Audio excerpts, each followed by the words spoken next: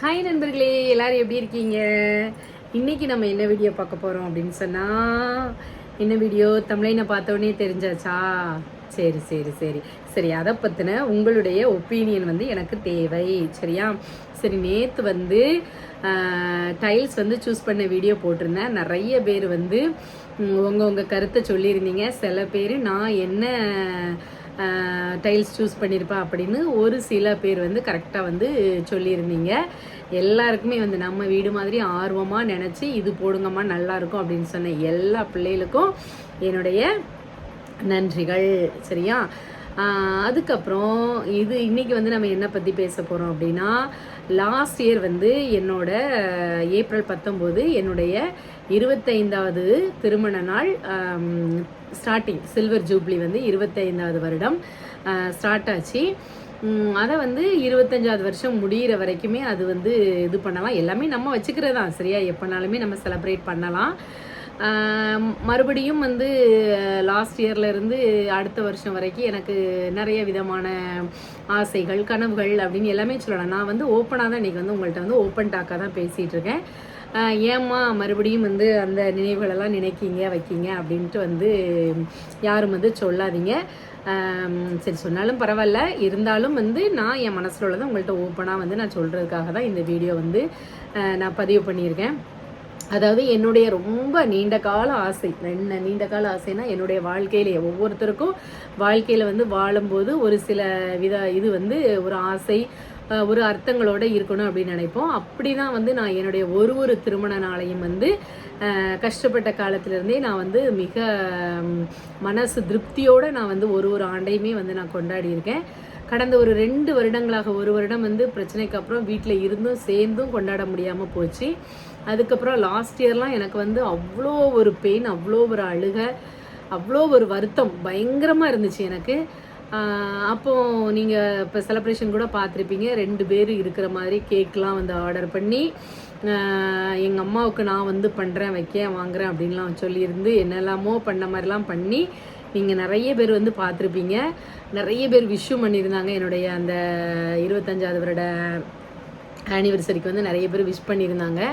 ரொம்பவே சந்தோஷமாக இருந்துச்சு. நான் அப்போ சொன்ன ஒன்றே ஒன்று என்ன அப்படின்னா, என்னுடைய மனசில், அதாவது என்ன தான் சொல்லியிருந்தாலும் என்னுடைய மனசில் அப்படிங்கிறது நான் வந்து நான் அந்த திருமண நாளையாக இருக்கட்டும், வாழ்ந்த வாழ்க்கையாக இருக்கட்டும், நான் நினச்சிக்கிட்டு தான் இருக்கேன் அப்படிங்கிற மாதிரி தான் வந்து நான் வந்து சொல்லியிருந்தேன். அந்த நீங்கள் லாஸ்ட் வீடியோவில் பார்த்தாலுமே தெரியும், சொல்லியிருந்தேன் மனசுக்குள்ளே இருக்கும்போது அப்படின்னு சொல்லிட்டு. இப்போ வந்து பலவிதமான பிரச்சனைகள்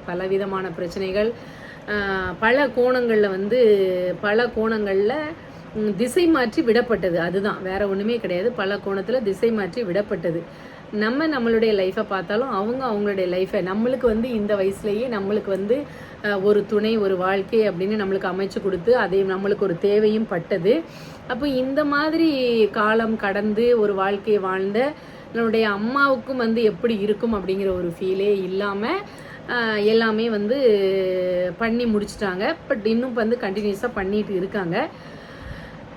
ஸோ இந்த வருடமும் எனக்கு போன மாதம் எங்கள் சர்ச்சில் வந்து உங்கள் ஊர்லேயும் இருந்தால் சொல்லுங்கள். சரியா? 25 வருடம் இது நிறைவடைந்த தம்பதியினர்களுக்கு அப்படின்னு சொல்லிட்டு ஸ்பெஷலாக வந்து ஒரு டேலாம் வச்சு செலிப்ரேட் பண்ணாங்க. அது வந்து எனக்கு வந்து என்ன சொல்கிறது, பயங்கரமான ஒரு துன்பம், பயங்கரமான மனசில் வந்து கவலையாக இருந்துச்சு.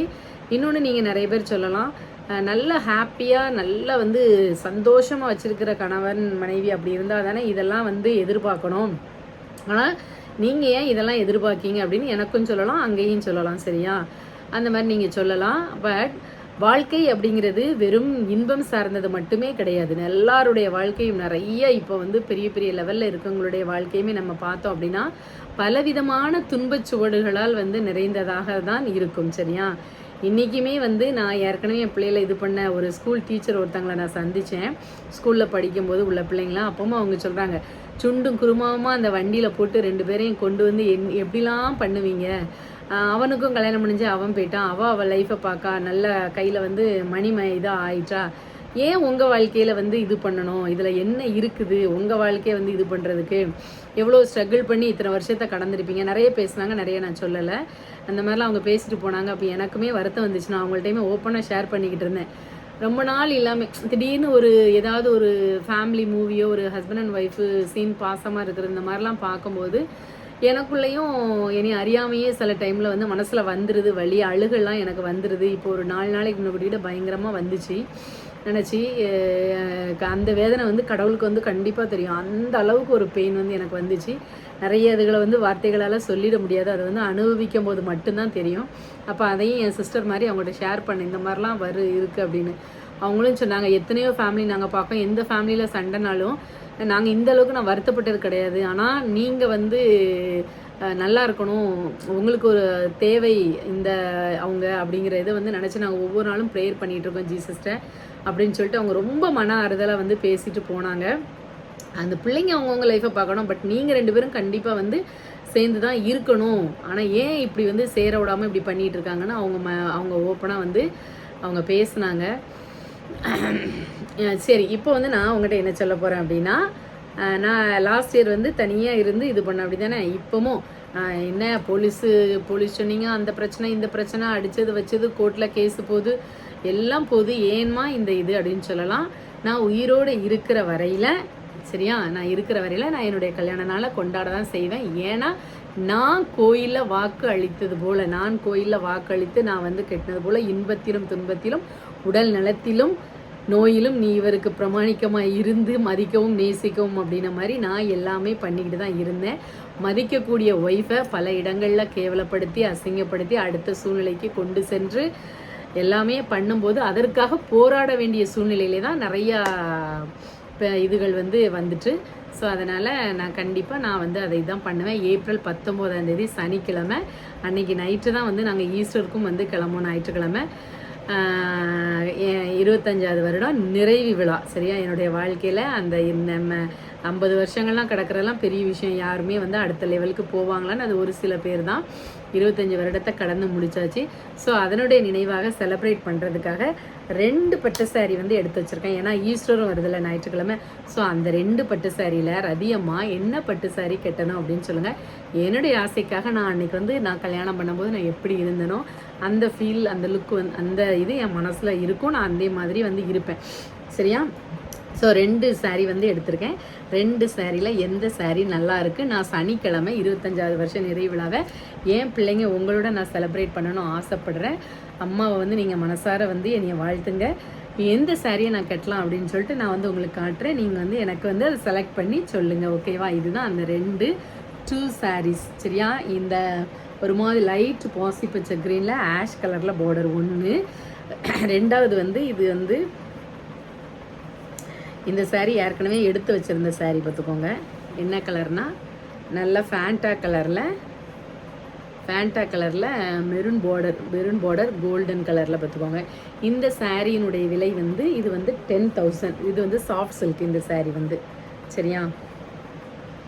நல்லா இருக்கா.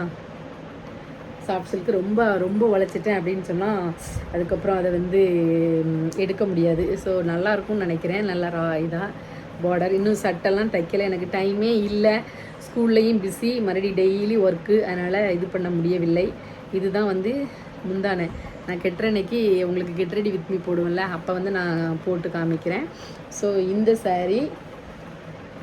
சாரீ வியர் பண்ணணுமா, சரியா. இந்த சாரீ நான் வியர் பண்ணணுமா அப்படின்னு சொல்லுங்கள். இந்த சாரீ நான் ஃபுல்லாக விரித்து காட்டலை, சரியா. இதுதான் கலர் காம்பினேஷன். இந்த 2 தான் நல்லா இருக்கான்னு சொல்லுங்கள். ஏன்னா பிரிச்சுட்டு வந்து மடிக்க முடியாது இல்லையா, அதனால், சரியா. தப்பாக நினச்சிக்காதீங்கோ செல்லக்குட்டிகளா, சரியா. அடுத்தது அம்மா வந்து இது எனக்கு ரொம்ப பிடிச்சிருந்துச்சு. கடையில் பார்த்த உடனேயே நான் வந்து எடுக்கன்னு போவேன், பட் எனக்கு வந்து பிடிச்சிட்டு அப்படின்னா எடுத்துருவோம் பார்த்துக்கோங்க. இது வந்து நம்ம கெட்டினோம்னா இன்னும் வந்து அழகாக இருக்கும். இதில் வந்து வீடியோவில் கலர் எப்படி தெரியுதுன்னு தெரியல. நல்லா லைட் க்ரீன் பார்த்துக்கோங்க, நல்ல ஆஷ் கலரில் பார்டர். ஃபுல் கலர் வந்து காமிக்கிட்டா. இது முந்தானை. இது வந்து முந்தானை. இது வந்து முந்தானை இந்த சாண்டல் கலரில்.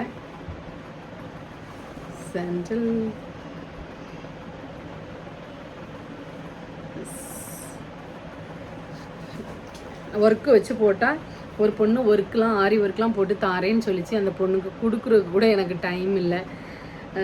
இன்னும் ப்ளவுஸும் தைக்கலை. சரியா, வெள்ளிக்கிழமை நாளைக்கும் சர்ச் போகணும். அதான் நாளைக்கு வந்து ஆரல்னு ஒரு லீவ் இருக்குது. அந்த லீவ் போட்டு வீட்டில் இருந்துருவோமா அப்படின்னு வந்து தோன்றுகிறது. இன்னும் எங்கள் அம்மாட்ட சொல்லலை. ஏன்னா எங்கள் அம்மா மத்தியானம் வந்து சாப்பாடு ரெடி பண்ணி தருவாங்க. நான் அவங்ககிட்டையும் சொல்லலை. இங்கே பாருங்க எப்படி இருக்குன்னு. நல்லா அழகாக இருக்குது. பார்டர்லாம் வந்து ஜம்முன்னு இருக்குது. நல்லா கெட்டி நகை போட்டோம் அப்படின்னா அப்படியே பவுன் கணங்க தக்கன்னு மினுங்கின மாதிரி மினுங்குவோம். அப்புறம் இது நான் உங்களுக்கு சொன்னது சரியா. 2ல் வந்து வெட்டிங் டேக்கு வந்து இதில் வந்து என்ன சாரீ நான் போட வேண்டும் அப்படி என்று சொல்லுங்கள். சரியா, கிராண்ட் லுக்கில் இது கட்டணுமா சரியா. ஒன்று சாட்டர்டேக்கு, இன்னொன்று வந்து சண்டேக்கு. சரியா, எது நல்லா இருக்குன்னு சொல்லுங்கள். கேமராவை கெட்டி வச்சு போட்டிருக்கேன்னா, ஸோ அதனால் அப்பப்போ அது மறைச்சிக்கிட்டு இருக்கு பார்த்துக்கோங்க. அதை எடுத்து நான் பார்த்துட்ருக்கேன்.